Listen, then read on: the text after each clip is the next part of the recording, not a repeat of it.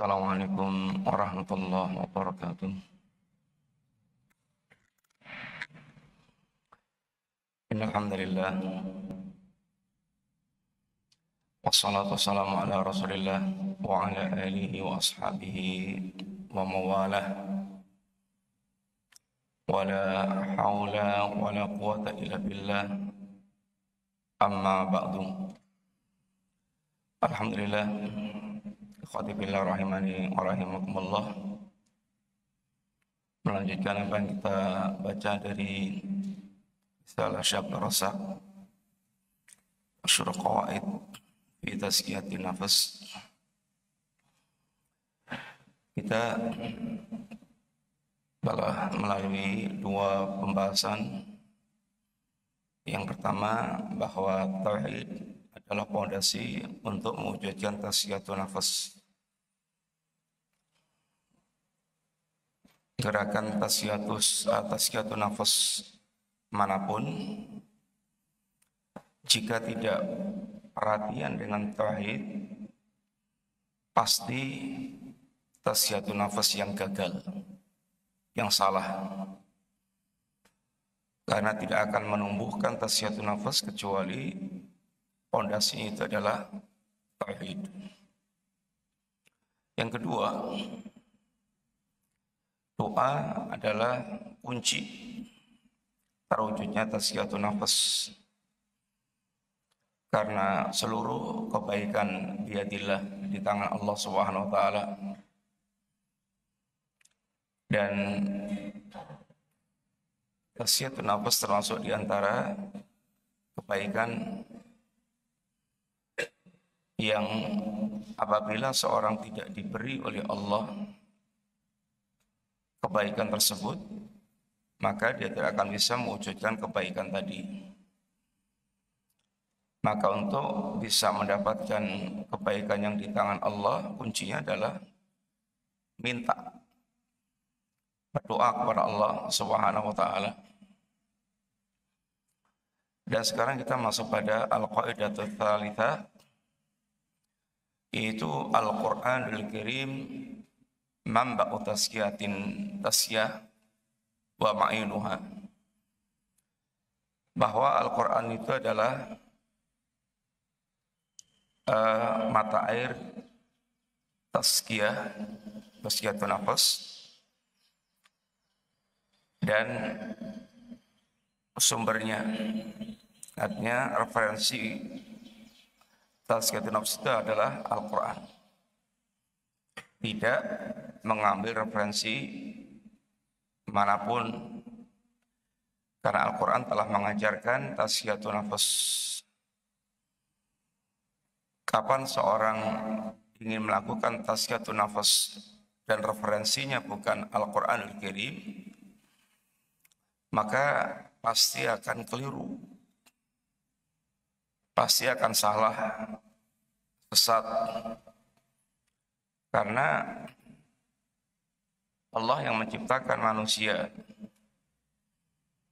Allah yang mengetahui apa yang akan menjadikan baik dan buruknya manusia. Dan Al-Quran, kitab yang membimbing kita ke semua jalan yang lurus. Inna hadzal Qur'an yahdi lillati hiya aqwam. Quran ini membimbing kita ke jalan lurus. Tidak akan lurus kehidupan kita kecuali berjalan mengikuti panduan Al-Quranul Karim. Termasuk diantaranya adalah dalam tazkiyatun nafas. Beliau menukilkan firman Allah Subhanahu wa taala, laqad manallahu 'alal mu'minin id ba'atsa fihim rasulan min anfusihim yatlu 'alaihim ayatihi wa yuzakkihim wa yu'allimuhumul kitaba wal hikmah. Sungguh Allah Subhanahu wa taala telah memberikan kenikmatan kepada kaum mukminin ketika Allah mengutus di tengah-tengah mereka seorang rasul dari kalangan mereka sendiri, yang membacakan kepada mereka ayat-ayat Allah, wa yuzakkihim, dan membersihkan jiwa mereka, mentazkiyah jiwa mereka, wa yu'allimuhumul kitab wal hikmah, dan mengajarkan kepada mereka Alkitab, Al-Quran, wal hikmah, dan sunnah. Allah mengingatkan kepada setiap kita bahwa terutusnya Rasulullah sallallahu alaihi wasallam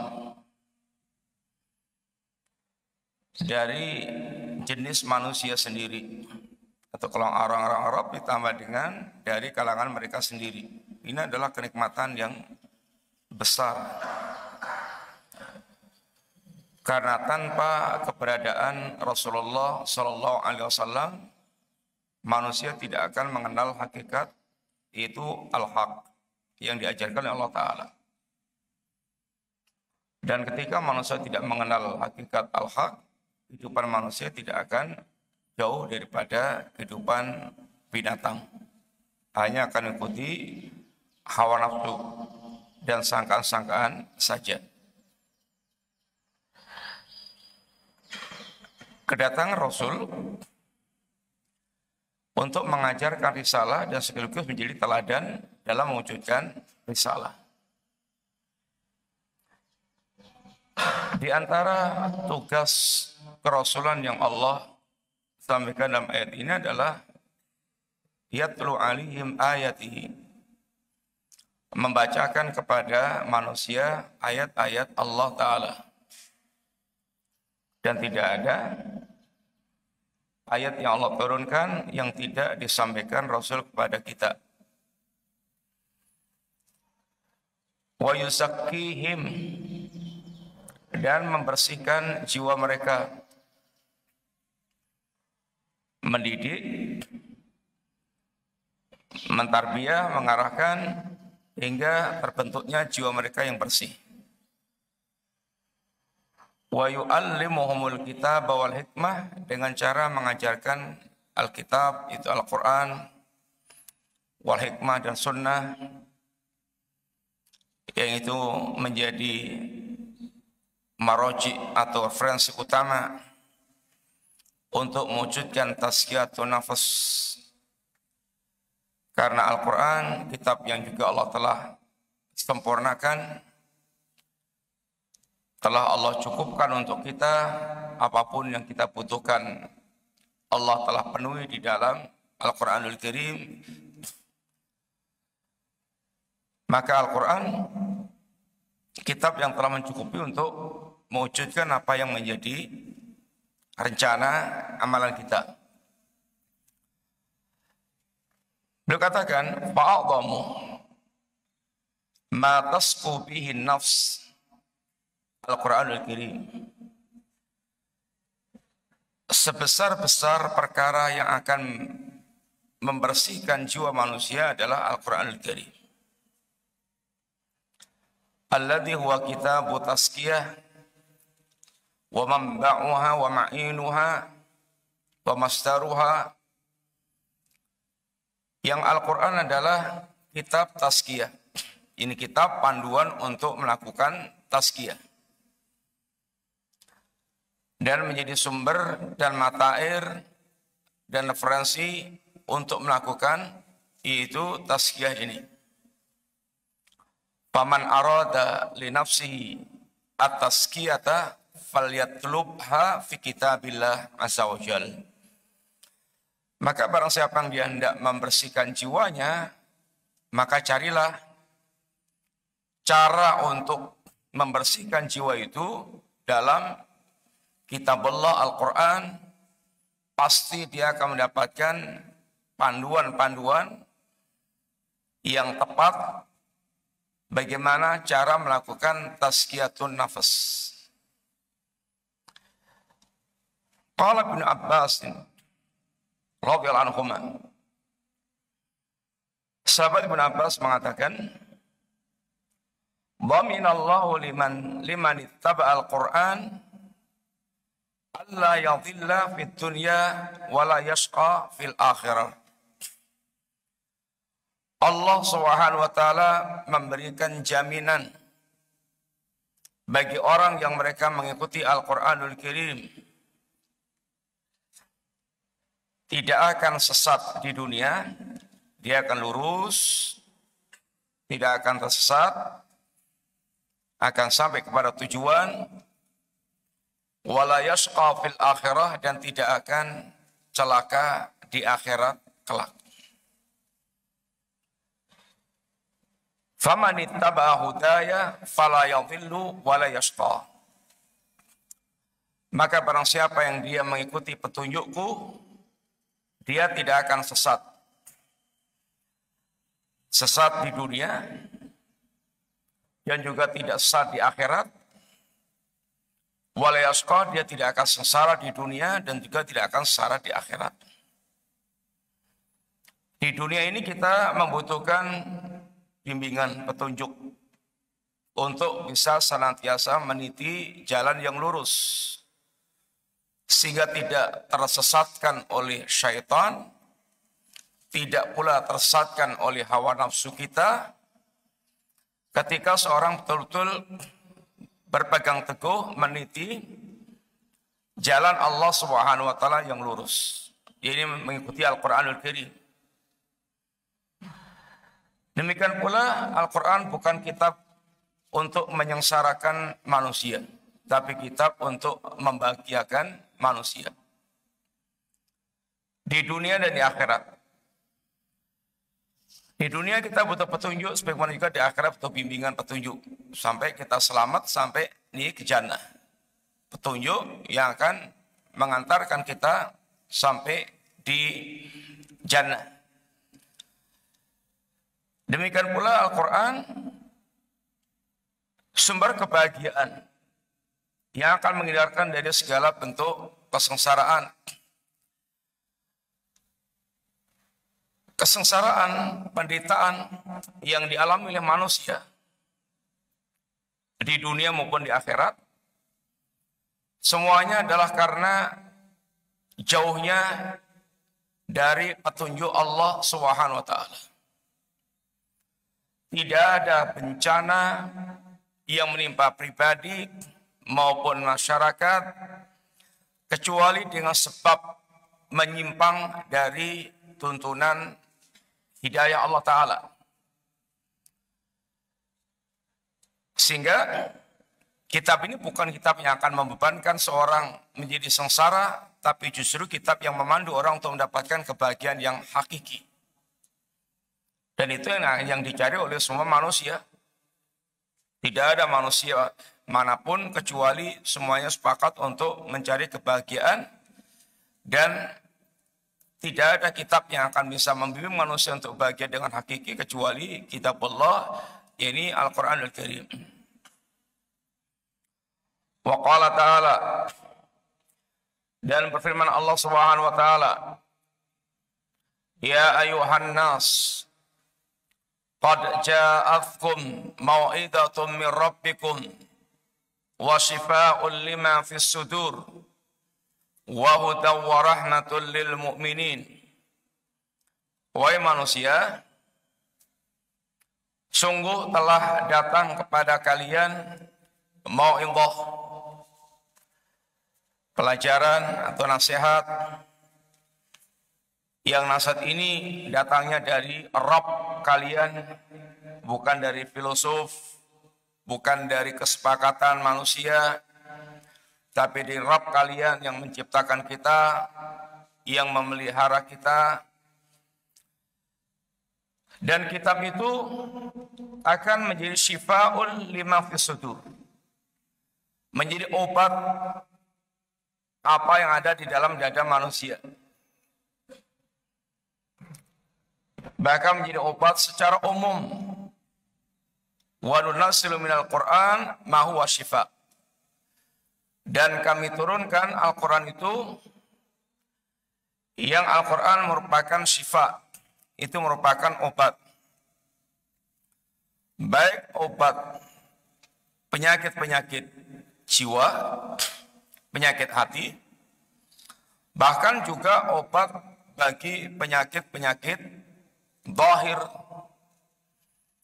Dan telah diterangkan oleh para ulama berkaitan dengan hal ini seperti diantaranya Al-Imam Ibn Al-Qayyim Al-Jauziyah rahimahullah ta'ala, bahwa Al-Quran sifat untuk hati kita maupun untuk badan kita. Ya, diantaranya adalah kisah kepala suku yang tersengat oleh binatang dan kemudian diruqyah oleh para sahabat, dengan suratul Fatihah.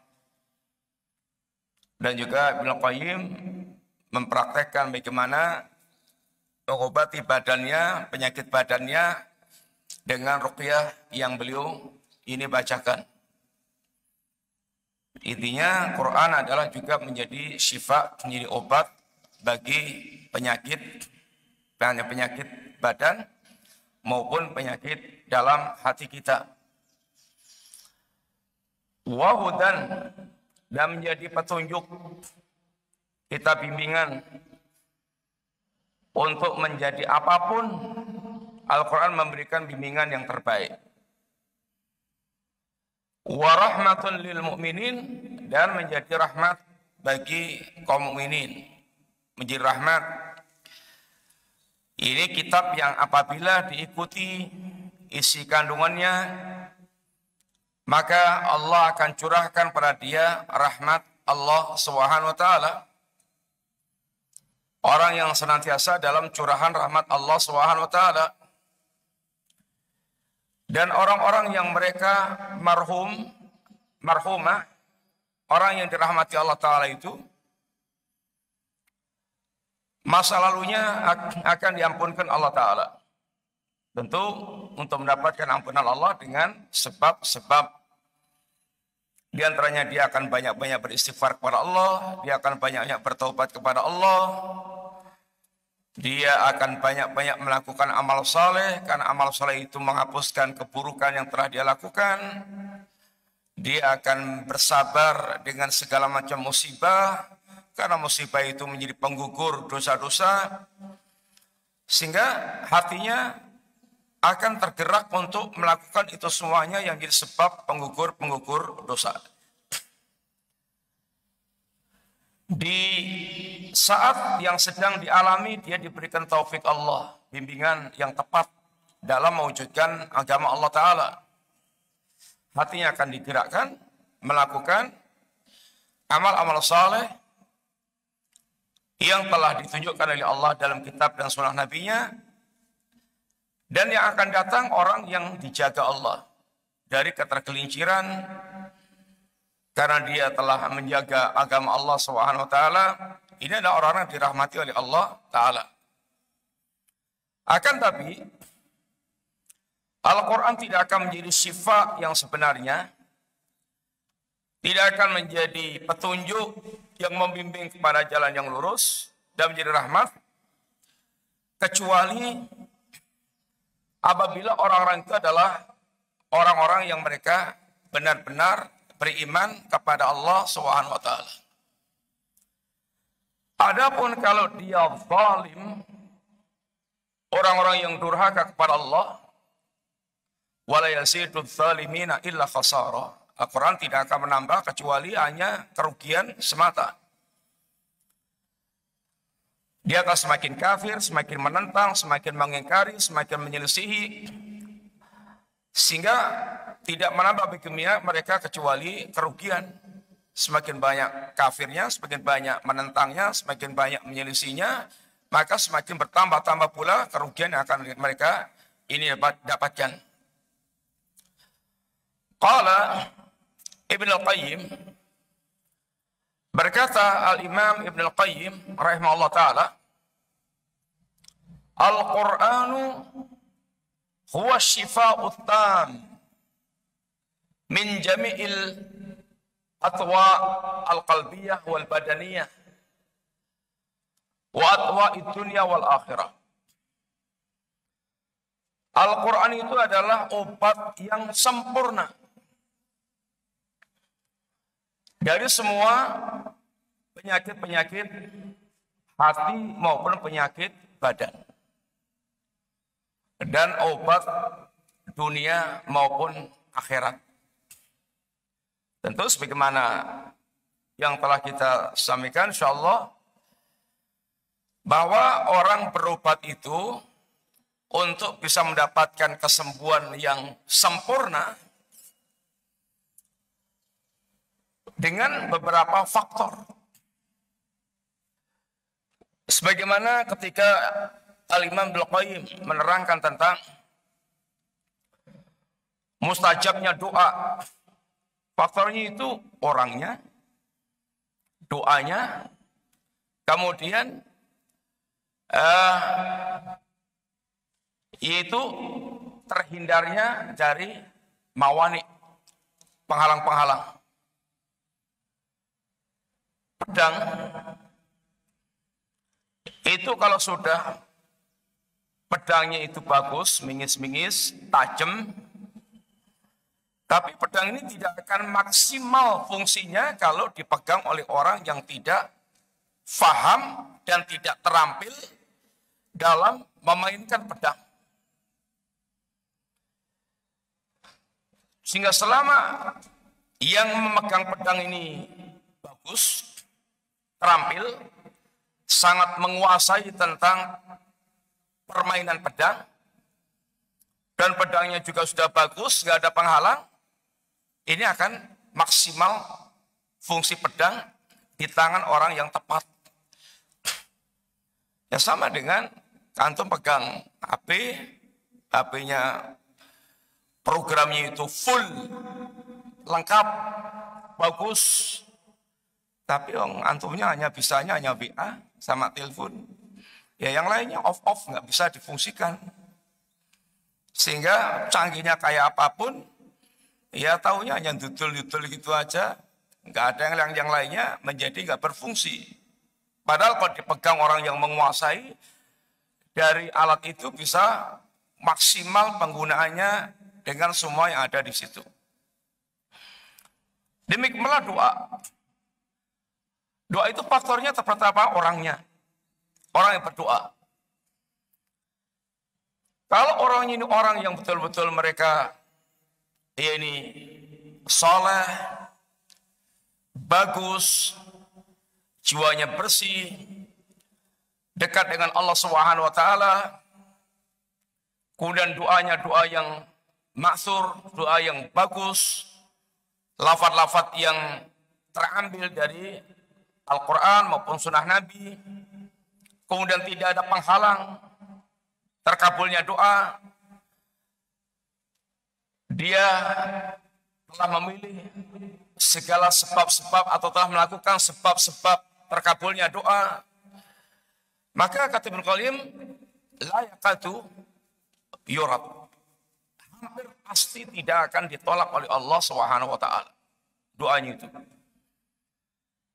Demikian pula Al-Quran Al-Karim akan menjadi obat yang sesungguhnya jika orang yang berobat ini diantaranya adalah orang yang mereka betul-betul beriman kepada Allah SWT.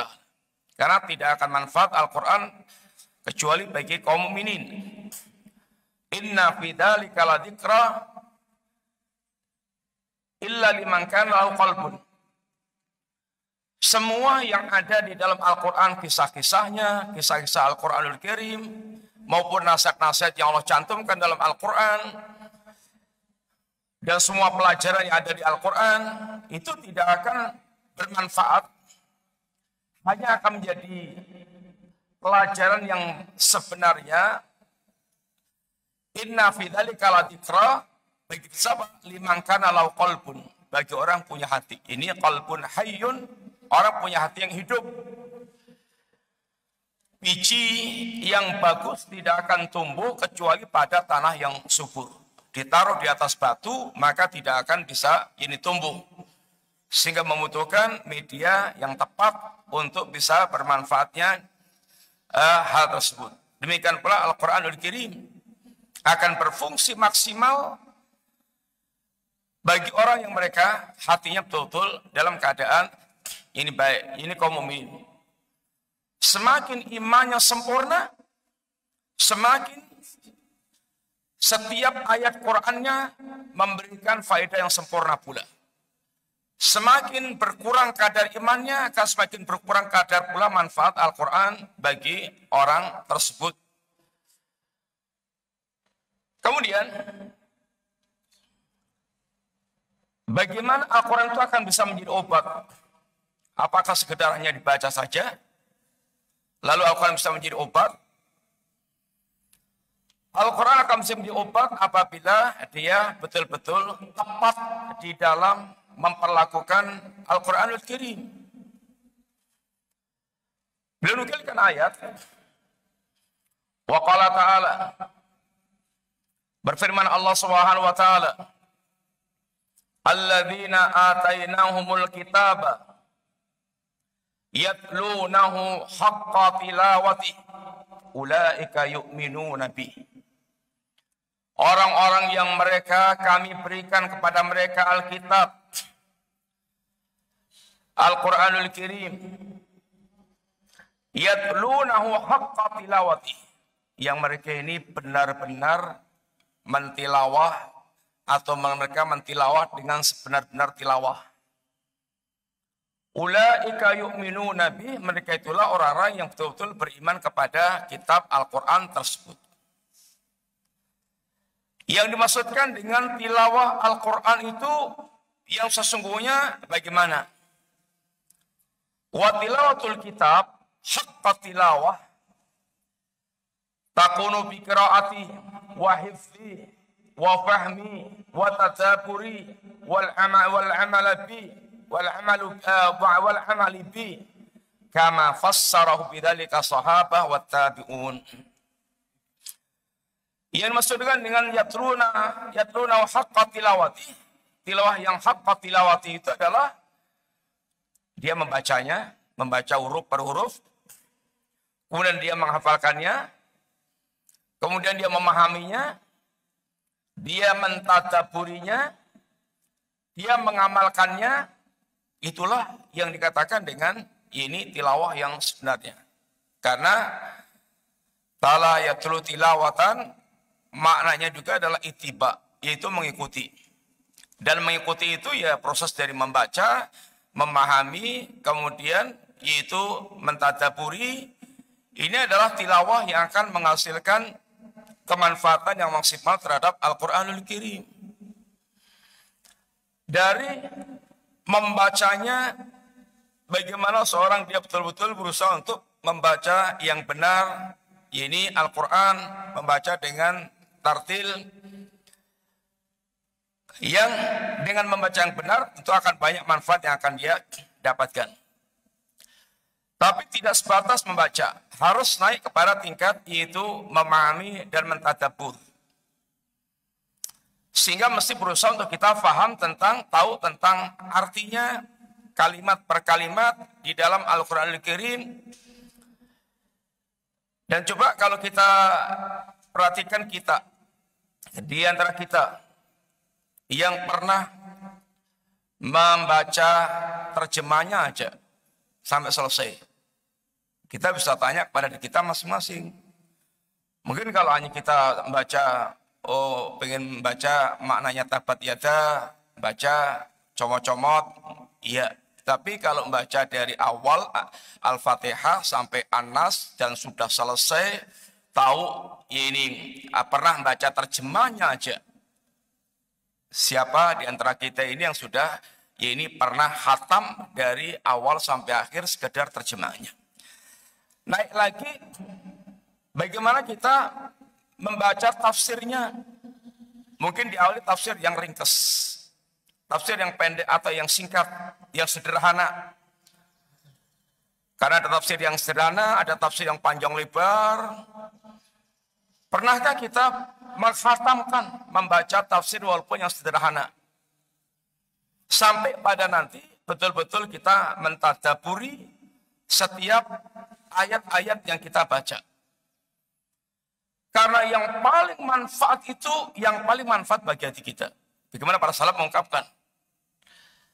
Ini ibadah yang paling manfaat, itu yang paling manfaat bagi hati kita.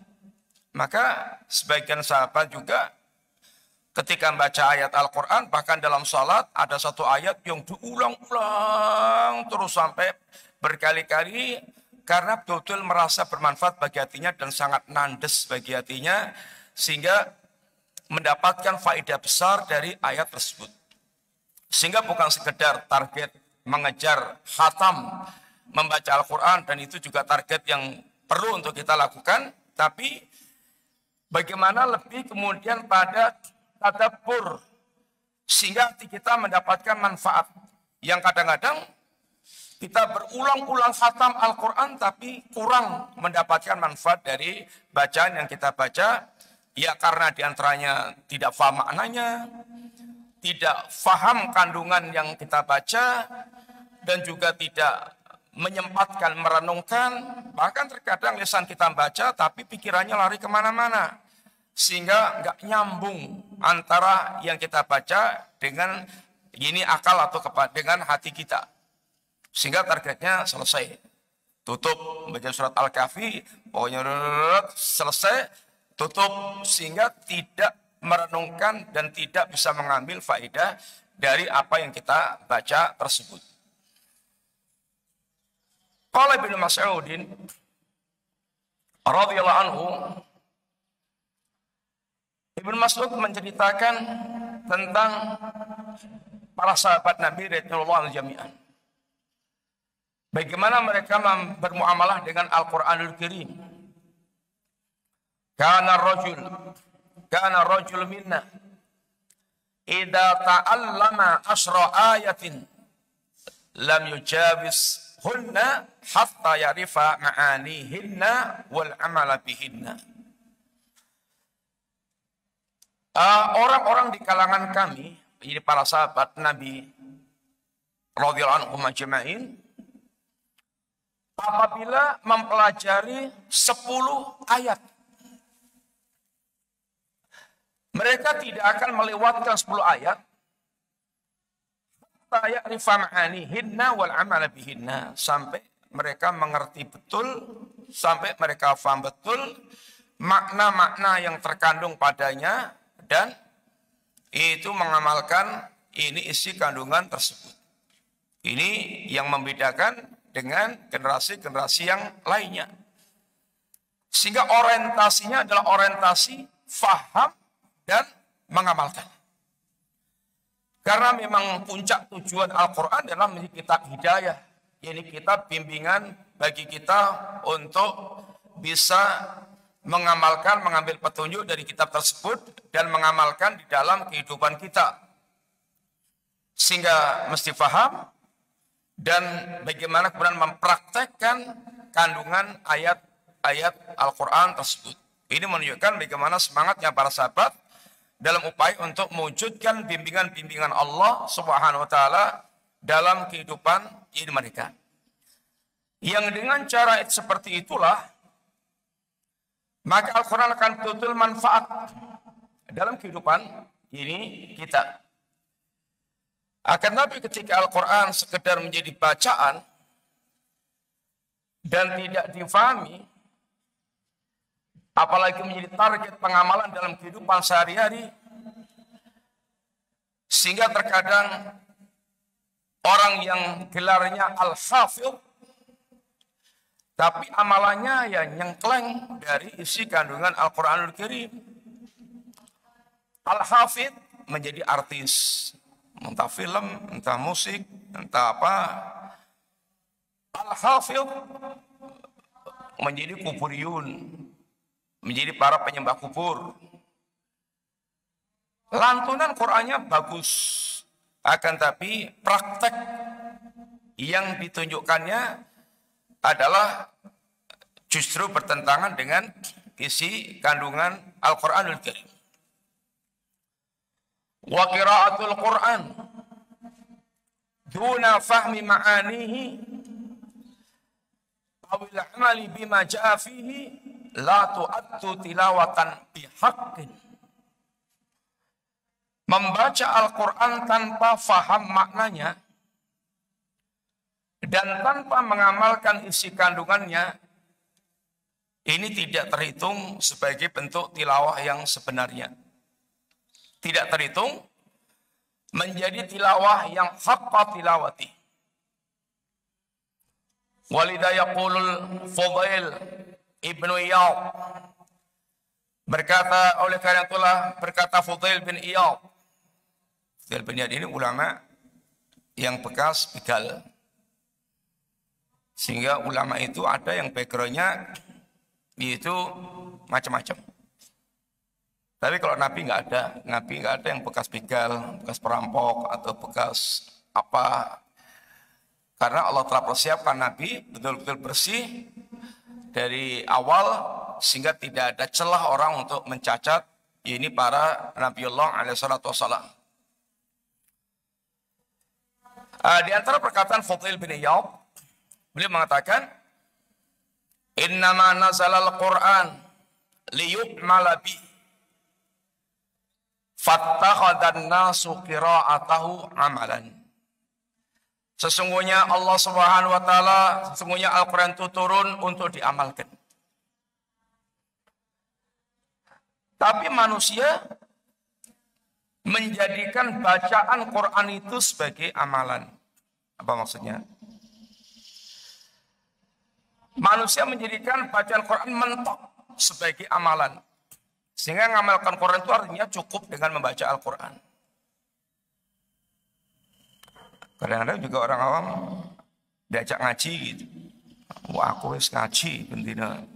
Maksudnya ngaji Quran, baca Quran, ngaji bendino. Orang menjadikan bacaan Quran sebagai amalan. Padahal Quran diturunkan untuk diamalkan, tapi orang kebanyakan menjadikan kayak ini Quran, bacaan Quran sebagai amalan. Artinya mentok di amalan, di bacanya itu aja. Sehingga kalau sudah membaca Al-Quran, itu artinya sudah ini perhatian, sudah dianggap mengamalkan Al-Quranul Karim. Lalu tidak masuk dalam wilayah memahami sampai mengamalkan ini isi kandungan Al-Quranul Karim. Wa idza akramallahu subhanahu abdahu bil tilawatil Quran wa tadabburihi wa mujahadati nafsi alal amali bi nala minan taskiyat au far nasib. Maka apabila Allah Subhanahu wa taala telah memuliakan seorang hamba dengan membaca Al-Quran dan mentadaburinya, dan dia memiliki mujahadah, bersungguh-sungguh mendidik jiwanya itu bersungguh-sungguh untuk mengamalkan isi kandungan Quran, nala minat tazkiyah au far nasib, dia akan mendapatkan ini kebersihan jiwa, bagian yang terbesar. Sehingga kesuksesan kita melakukan tazkiyah, sejauh mana kita betul-betul memiliki muamalah yang benar terhadap Al-Quranul Karim. Yang Al-Quran betul-betul merupakan syifa, obat bagi penyakit yang kita derita. Baik penyakit badan, bisa kita obati dengan ayat Al-Quran, sehingga ruqyah itu bukan sekedar untuk yang ketempelan jin, yang kemasukan jin, tapi untuk semua penyakit badan yang kita derita, maka bisa berobat dengan Al-Quranul Karim. Dan penyakit yang ada di dalam hati kita, ya penyakit hati sangat banyak banget, sangat banyak. Jenisnya sangat banyak. Ya sombong, ya dengki, ya hubbu dunya, ya kelalaian, ya hubbul ma'asi, dan seterusnya. Semuanya penyakit hati. Yang kalau kemudian dipilah, hari itu diglobalkan, dikelompokkan, maka kelompok penyakit itu ya kelompok penyakit syahwat dan kelompok penyakit syubhat. Kalau syahwat itu sasarannya rusaknya hati kita. Hati kita sudah tidak mau peduli dengan aturan agama. Walaupun ngerti agama. Syahwat itu apa? Ya syahwat dunia, syahwat harta, syahwat jabatan, syahwat kedudukan, syahwat perempuan, syahwat termasuk syahwat pujian dalam kita beramal. Ini semuanya syahwat. Orang kalau sudah bersyahwat kepada harta dan sampai pada tingkatan syahwatnya itu menguasai dan mengendalikan, ya kalau dalam bahasa kita maksudnya Kitanan pondok, kitanan jabatan, kitanan perempuan, kitanan segala macam. Ini sudah buta dengan bimbingan agama. Hatinya nggak mau tahu. Sehingga yang penting cari harta itu bisa ngumpulkan walaupun dengan cara-cara yang haram, nggak mau tahu. Yang penting ngincar jabatan itu dapat walaupun nggak tahu mau tahu caranya. Semuanya diterjang. Asal dia dapat. Ini hatinya rusak. Hatinya sudah tidak mau perhatian lagi dengan bimbingan-bimbingan agama walaupun tahu. Maka ada kiai yang rusak, ada ulama yang rusak, ada ustadz yang rusak, tahu secara aturan agama. Tetapi yang namanya bersyahwat sudah disasak semuanya, diterjang semuanya, syahwatnya menguasai dia. Subhat sasarannya adalah rusaknya ilmu sehingga kabur, tidak bisa melihat perkara dengan jelas, dengan terang, dengan gamblang.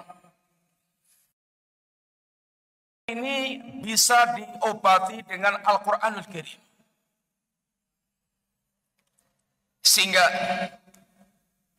ketika Allah Subhanahu wa Ta'ala menegaskan tentang imamah fiddin, waja'alna minhum a'immatan yahtuna bi amrina lamma sabaru wa kanu bi ayatina yuqinun.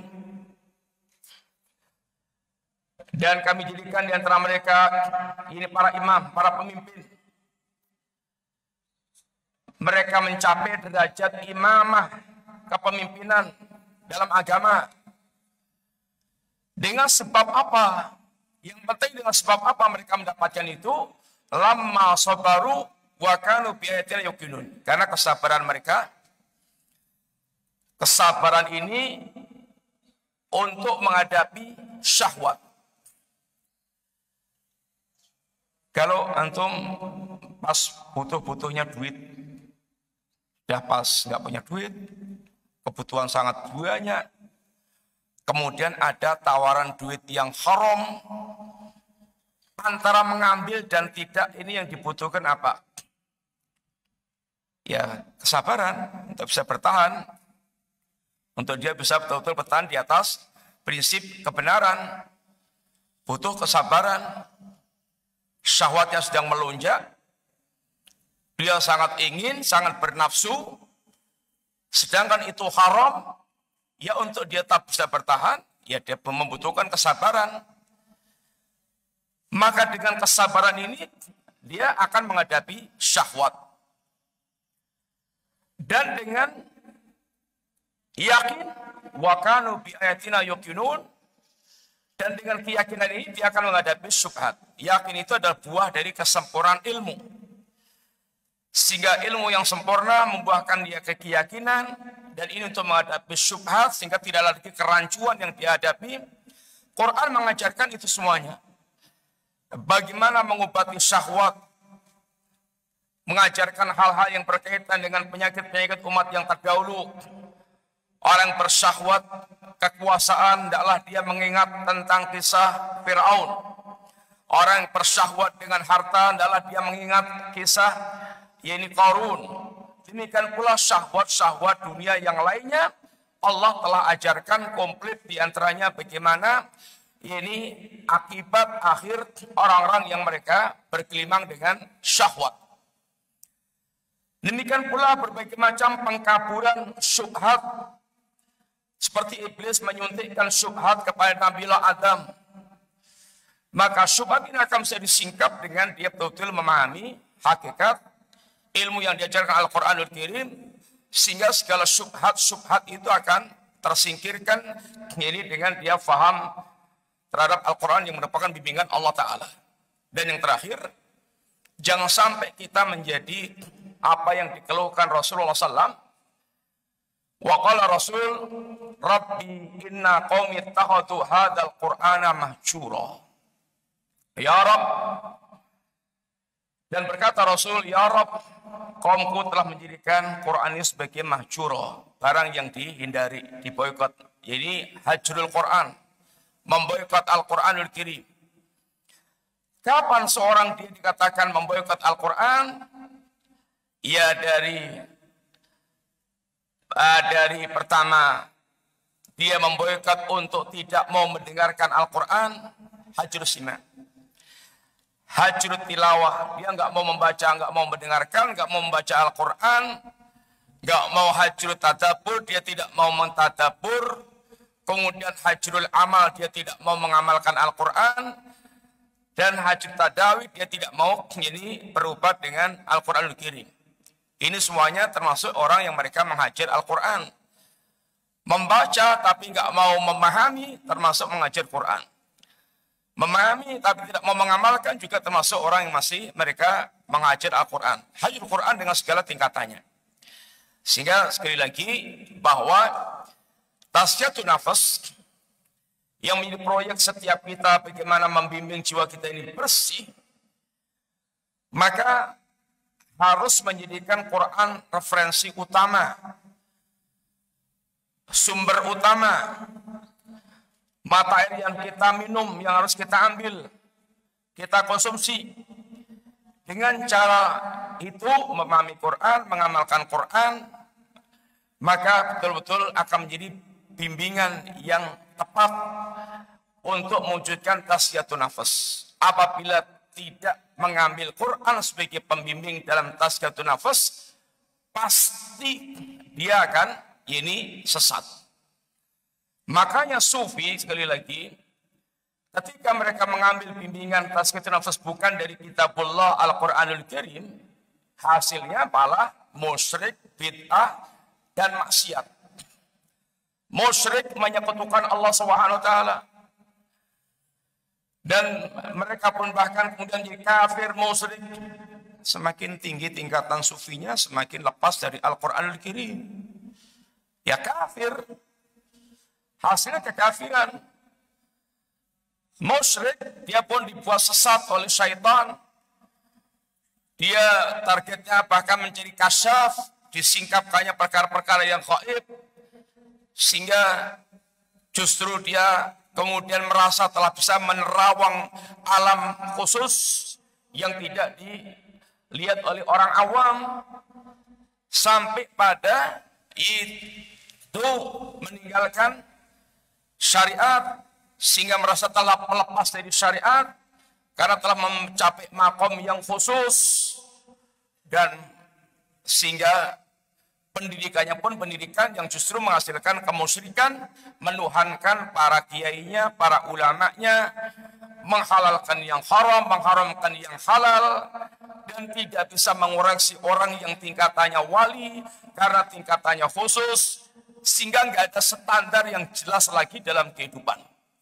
Sehingga katanya ingin makan tazkiyatun nufus, ya yang ada adalah kayak orang yang mereka akan bersih-bersih diri tapi mandi dengan air comberan, air peceren, sehingga tambah gluprut dan tambah ya ini enggak karuan, kotor, bau, sama sekali intinya tidak menghasilkan tazkiyatun nufus.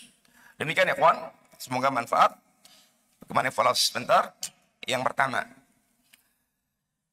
Allah katakan Al-Quran menjadi syifa. Ayatnya bagaimana? Rasakan ini.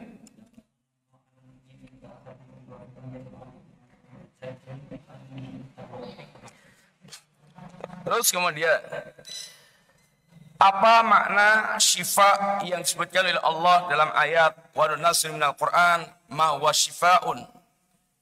Apa maksudnya syifa dalam ayat tersebut?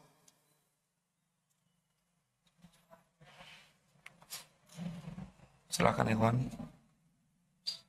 Ada.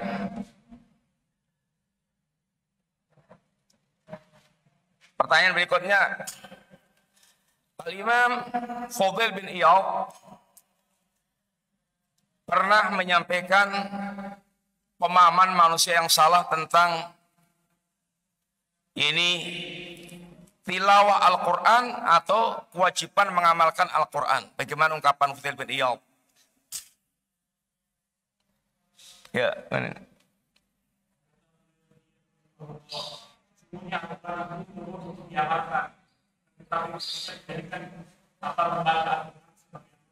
Maksudnya gimana?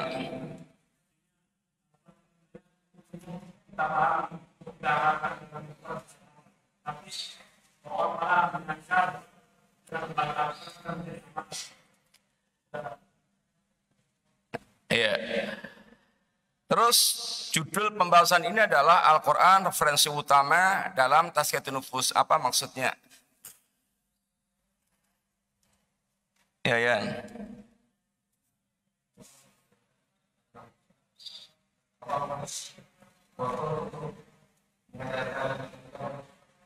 Yang benar dan jazakallahu khair ikhwan, mudah-mudahan manfaat.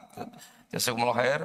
Wassallallahu ala nabiyina Muhammadin wa ala alihi wasallam. Subhanakallahumma bihamdika asyhadu an la ilaha illa anta astaghfiruka wa atubu ilaik. Assalamualaikum warahmatullahi wabarakatuh.